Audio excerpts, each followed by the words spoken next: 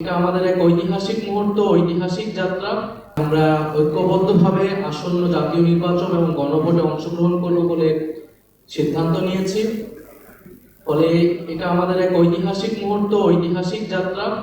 এটা যেমন একই সাথে নির্বাচনী সমঝোতা, একই সাথে রাজনৈতিক গুরুত্ব অপরিসীম। কারণ গণ অভ্যুত্থানের পরে আমরা যে আকাঙ্ক্ষাকে ধারণ করে এগিয়ে যেতে চাচ্ছি, আসন্ন নির্বাচনে এই পরীক্ষার মধ্য দিয়ে আমাদেরকে উতরাতে হবে।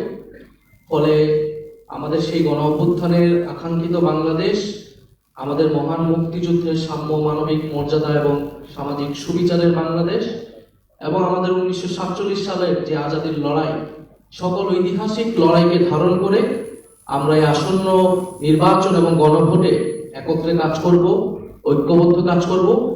ফলে সারা বাংলাদেশের সকল আসনে আমি আজকে সকালেও বলেছি যে আমাদের কোনো দলের প্রার্থী থাকবে না আজকে ঘোষণার পর থেকে। সেটা আমাদের এই নির্বাচনী সমঝোতা বা 11 দলীয় নির্বাচনী ঐক্য, তাদের প্রার্থী হিসেবে তারা বিবেচিত হবে।